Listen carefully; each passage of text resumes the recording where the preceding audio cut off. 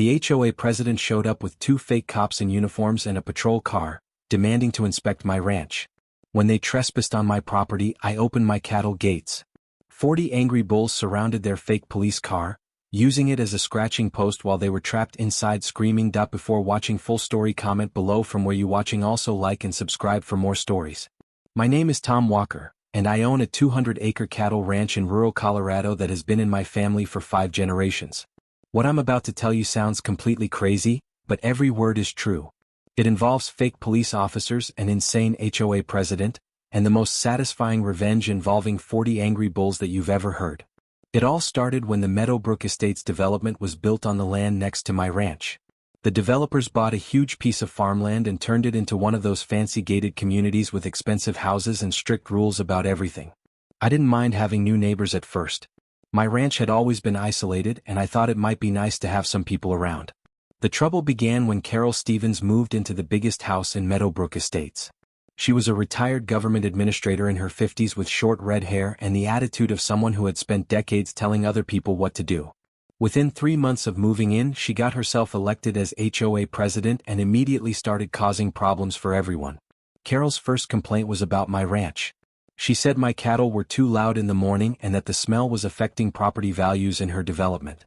Then she complained about my barns, saying they were ugly and violated the community's visual standards.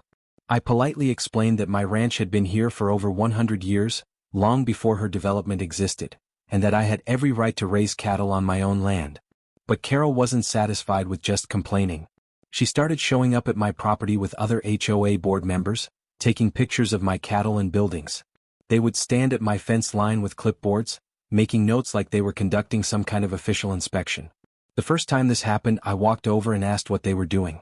Carol announced that they were documenting violations and that I needed to move my cattle away from their fence line, repaint my barns, and remove what she called unsightly farm equipment. "Ma'am," I said as politely as I could, "this is my property. Your HOA has no authority here. Your rules don't apply to my ranch." Carol's face turned bright red. "Everything in this area affects our property values," she snapped. "We invested good money in this community, and we're not going to let some backward rancher destroy our investment." That really bothered me. My family had worked this land since the 1800s. My great-great-grandfather homesteaded here when Colorado was still a territory. My great-grandfather expanded the ranch during the Depression. My grandfather modernized the operation after World War II. My father built it into one of the most successful cattle operations in the county. I had a degree in animal science and employed 15 local people. But to Carol Stevens, I was just a backward rancher. Over the next few months, Carol increased her harassment. She would show up with different groups of people, sometimes HOA board members, sometimes residents she was trying to turn against me. They would walk along the public road that ran beside my property, but Carol would always end up crossing onto my land to get better angles for her photos. Every time I caught her trespassing, I would ask her to leave. And every time she would argue that she had the right to investigate what she called community violations. She started bringing measuring tape, claiming she was checking whether my fence was properly placed. The situation got much worse when Carol discovered that there was an old dirt road running through the corner of my property. This road connected to the state highway and had been used by hunters and hikers for decades to access the national forest land behind my ranch. It wasn't a public road, it was clearly on my property, but it had been used by locals for so long that everyone considered it a community resource. Carol decided that this road should be paved and turned into an official access route for her development. She claimed that her residents needed better access to outdoor recreation and that improving the road would benefit everyone. What she really wanted was to turn my private ranch road into a highway that would bring hundreds of cars through my property every day. When I refused to allow the road improvements, Carol completely lost her mind. She started showing up at my ranch several times per week, sometimes with contractors and surveyors. She would march right up to my house and demand that I reconsider my selfish position on the road access. "You're being completely unreasonable," she would shout. "This road has been used by everyone for years. You can't just block access because you're on some kind of power trip." I tried to explain that it was my property and my decision, but Carol wasn't interested in logic. She had convinced herself that she was fighting for the greater good and that I was just a stubborn obstacle to progress. Things got really weird when Carol started claiming that she had legal authority over my ranch. She would show up with official-looking documents, claiming that the county had given the HOA jurisdiction over all properties within a 5-mile radius of the development. She said that as HOA president, she had the power to enforce community standards on any property that affected Meadowbrook Estates. Of course, this was complete nonsense. No HOA has authority over properties that aren't part of their development. But Carol had apparently convinced herself that her position gave her some kind of official power, and she was determined to use it. The situation reached a new level of crazy when Carol showed up at my ranch with 2 men dressed like police officers. They were wearing uniforms that looked official, complete with badges and utility belts. They had a car that looked like a police cruiser, painted white with blue stripes and emergency lights on top. "Mr. Walker," Carol announced, "these are community safety officers from the Meadowbrook Estates Security Department. They're here to conduct an official inspection of your property for code violations." I looked at the 2 fake cops and couldn't believe what I was seeing.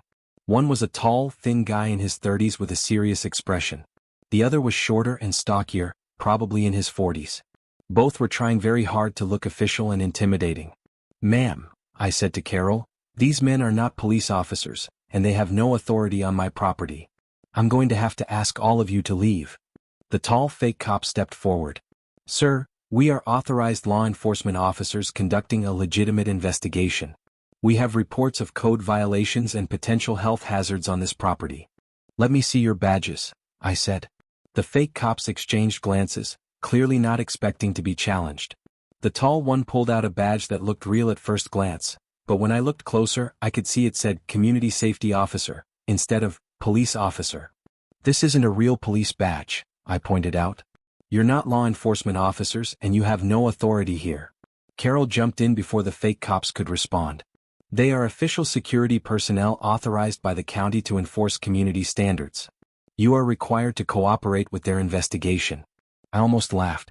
Carol had apparently hired private security guards, dressed them up like police officers, and was trying to convince me that they had real law enforcement authority.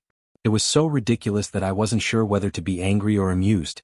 "I'm calling the real police," I announced, pulling out my phone. The fake cops immediately got nervous. The tall one started backing toward their fake patrol car, while the shorter one began arguing with Carol in whispered tones.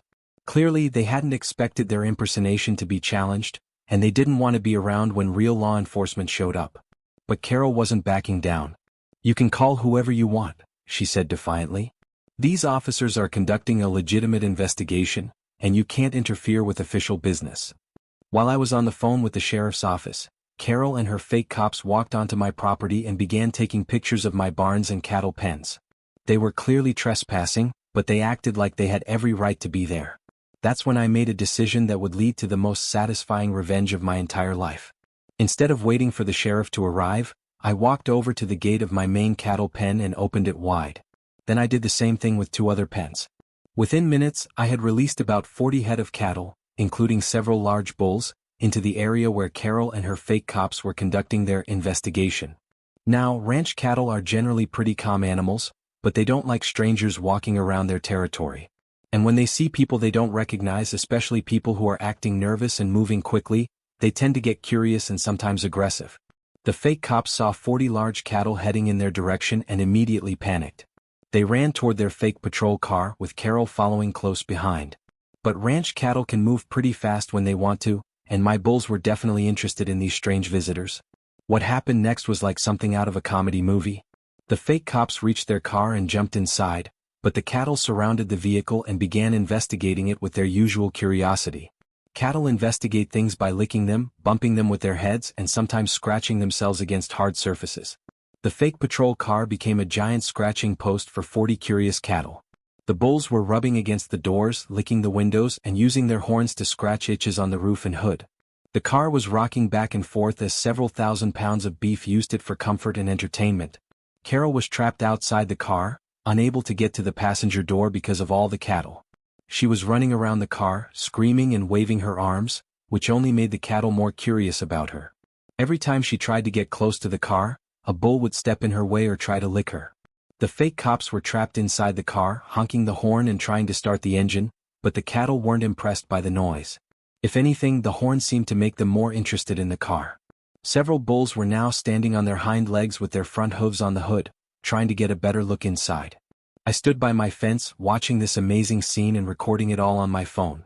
Carol was screaming that I was holding them hostage and that she was going to have me arrested for assault. The fake cops were yelling at her to distract the cattle so they could escape.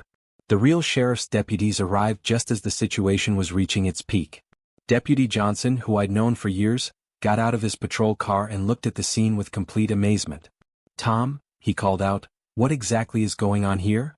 "Well," I replied, "these folks trespassed on my property with fake police badges, so I figured I'd let my cattle give them a proper ranch welcome." Deputy Johnson walked over to get a better look at the fake patrol car, which was now completely covered in cattle drool and had several significant dents from being used as a scratching post. The fake cops were still trapped inside, looking absolutely terrified. "Ma'am," Deputy Johnson called out to Carol, "I'm going to need you to move away from the cattle so we can sort this out." Carol tried to run toward the deputy, but a large bull named Thunder stepped in her way. Thunder was my biggest bull, weighing about 2,000 pounds, and he was very curious about this screaming woman who kept waving her arms around. Carol found herself face to face with Thunder, who was trying to decide whether she was a threat or just entertainment.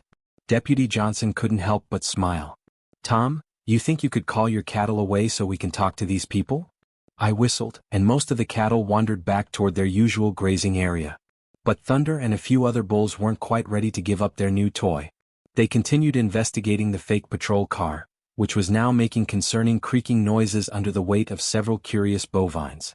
The fake cops finally managed to start their car and slowly drove away from the remaining cattle, but the vehicle was clearly damaged. The hood was dented, the roof had several significant scratches, and all the windows were covered in cattle slobber. The emergency lights on top had been knocked loose by a bull who thought they looked interesting.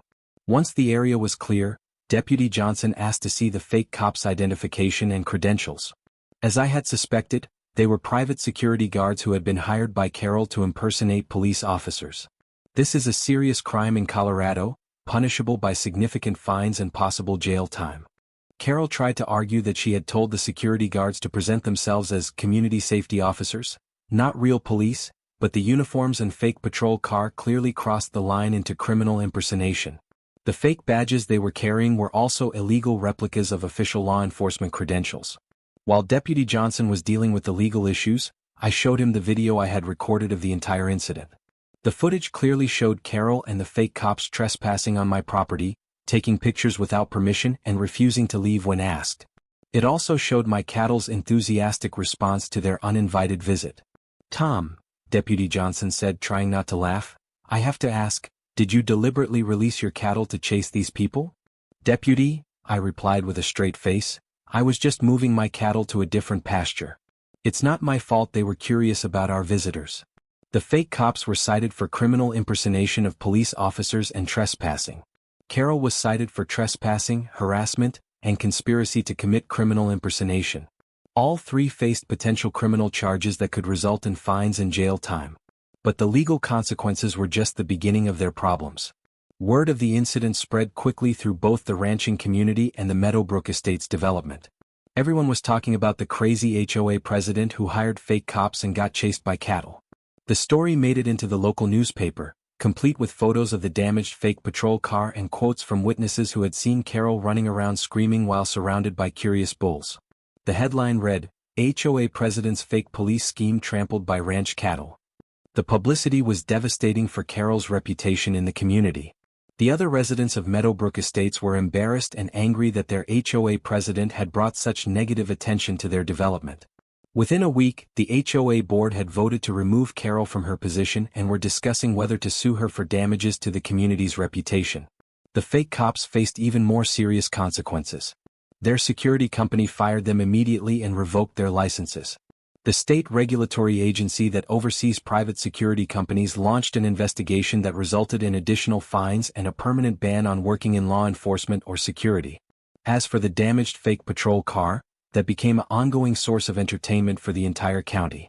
The security company tried to get it repaired, but the cattle had done such extensive damage that it was declared a total loss. The insurance company initially refused to pay the claim, arguing that cattle vandalism wasn't covered under their policy. The legal case that followed was even more entertaining than the original incident. Carol and the fake cops tried to sue me for property damage, claiming that I had deliberately used my cattle as weapons to attack them. But the video evidence clearly showed that they were trespassing on my property and that the cattle were simply investigating strangers in their territory. My lawyer had a field day with their lawsuit. He argued that cattle are naturally curious animals and that anyone who trespasses on a ranch should expect to encounter livestock. He also pointed out that Carol and her fake cops had committed multiple crimes before the cattle incident even occurred. The judge dismissed their lawsuit and ordered Carol and the fake cops to pay my legal fees. He also issued a permanent restraining order preventing Carol from coming within 500 feet of my ranch. The criminal charges against all three resulted in significant fines and community service. The aftermath of the cattle incident had some unexpected benefits for me. The publicity brought positive attention to my ranch operation, and I gained several new customers for my beef business. The State Cattlemen's Association invited me to speak at their annual conference about dealing with suburban encroachment on agricultural land. Most importantly, the legal precedent established by the case has helped other ranchers deal with similar harassment from aggressive HOA organizations. My lawyer has used the case as a template for defending rural property owners against neighbors who think they can impose urban standards on established agricultural operations. Carol Stevens learned a hard lesson about respecting property rights and the law. After the criminal case was resolved, she sold her house in Meadowbrook Estates and moved away from the area. I heard she relocated to Arizona, where I'm sure she's finding new ways to make her neighbors' lives miserable. The fake cops found new careers in fields that don't involve pretending to be law enforcement officers. One became a used car salesman, and the other started working at a hardware store. Neither has attempted to impersonate a police officer since their encounter with my cattle. As for my bulls, they became local celebrities. Thunder, the big bull who had taken the greatest interest in the fake patrol car, was featured on the front page of the county newspaper. Several people asked if they could visit the ranch to meet the famous cattle that had defeated the fake police. The incident taught me an important lesson about standing up to bullies and fraudsters. Sometimes the best response to people who abuse their authority is to let them face the natural consequences of their actions. In this case, those consequences happened to involve 40 curious cattle and one very dented fake police car. Today, my ranch operates peacefully without interference from fake law enforcement or aggressive HOA presidents. The Meadowbrook Estates development has new leadership that respects property boundaries and understands that rural and suburban communities can coexist without conflict. And every time I see Thunder and the other bulls grazing peacefully in their pasture, I smile remembering the day they taught some trespassers an unforgettable lesson about ranch life. Sometimes justice comes in the most unexpected forms, and sometimes it has 4 legs and weighs 2,000 pounds.